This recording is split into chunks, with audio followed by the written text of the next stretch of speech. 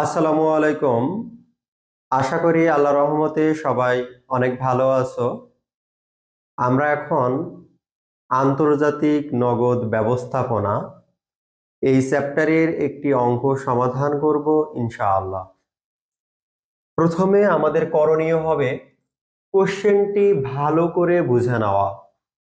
লক্ষ্য করি PQR company reviews the following quotation, মানে PQR কোম্পানি নিচেই যে তথ্য দেওয়া আছে এই তথ্যটি প্রথমে লক্ষ্য করতে হবে।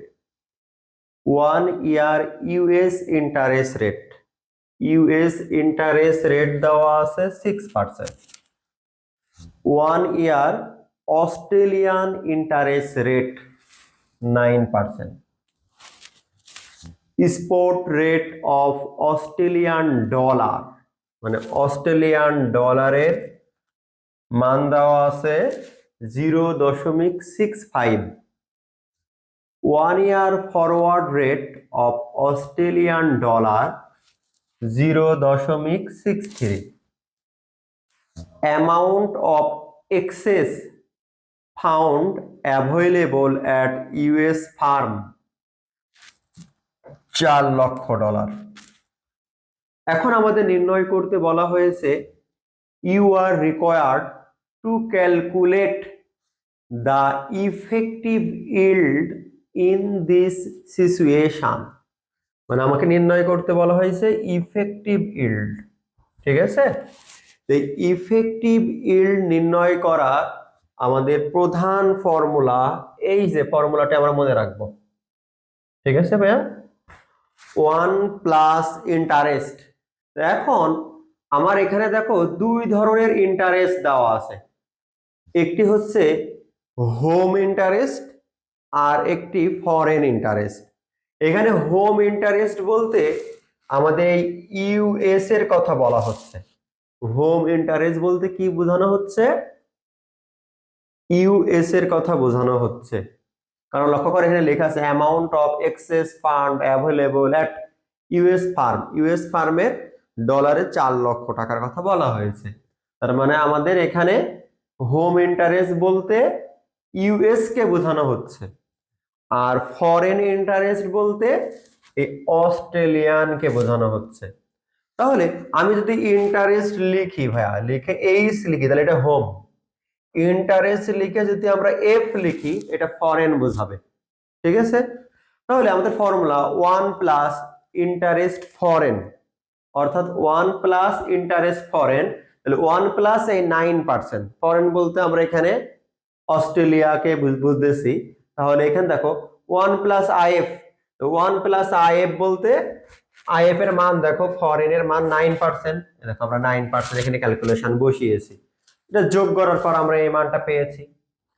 এরপর লক্ষ্য করো আমরা এক্সপেক্টেড চেঞ্জ ফরেন কারেন্সি, ভালো করে বোঝো, এক্সপেক্টেড চেঞ্জ ফরেন কারেন্সি।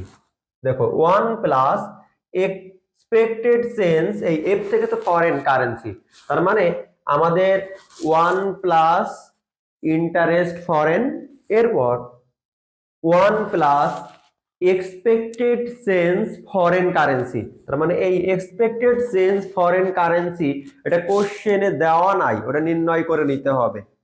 তারপর -1, তাহলে ফর্মুলা ভালো করে বুঝো, এক্সপেক্টিভ ইফেক্টিভ ইল্ড আমাদের এই অংশ নির্ণয় করতে বলা হয়েছে। এর ফর্মুলা কি? 1 plus interest foreign into 1 plus expected change foreign currency -1। তার মানে আমাদের প্রথমত এই ফর্মুলাটা মনে রাখা লাগবে। এখন আমার এই ফর্মুলায় মান জানি না, এক্সপেক্টেড চেঞ্জ ফরেন কারেন্সি, তাহলে আমরা এখন ওইটা ওয়ার্কিং আকারে বের করে নিব, অথবা প্রথমে বের করে নিব এক্সপেক্টেড চেঞ্জ ফরেন কারেন্সি।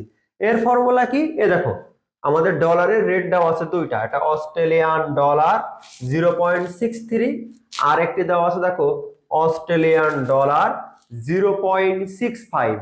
তাহলে আমাদের যেটা স্পট রেট, ভালো করে বোঝো, স্পট রেট তাকে আমরা এসও দ্বারা প্রকাশ করি। তার মানে 65, 0.65।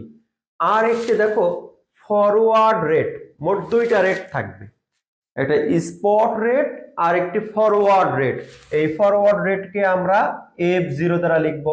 তাহলে F0 এর মান দেওয়া আছে 0.63 আর S0 এর মান দেওয়া আছে 0.65। এখন আমাদের এই formula F0 minus S0 divided by S0, এটাই হবে আমাদের expected change of foreign currency. তাহলে লক্ষ্য করো, এই যে আমার F0 এর মান দেওয়া ছিল কত, এখানে এই যে ফরওয়ার্ড রেট F0 63 আর S0 এর মান 65। এটা আমরা ক্যালকুলেশন করেছি, 63 থেকে 65 বাদ দিলে মাইনাস আসে, আবার ভাগ করে দিয়েছি দিয়ে মাইনাস মান এসেছে। তাহলে এক্সপেক্টেড চেঞ্জ ফরেন কারেন্সির মান এই দেখো এখানে আমরা বসাইছি, প্লাসে আর এই মাইনাসে মাইনাস হয়েছে।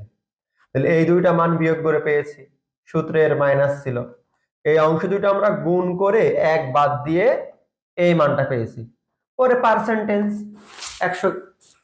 তাহলে আমরা কি নির্ণয় করলাম ভাইয়া, একটু ভালো করে কোশ্চেনটা যদি আমরা লক্ষ্য করি, আমরা নির্ণয় করলাম ইফেক্টিভ ইল্ড।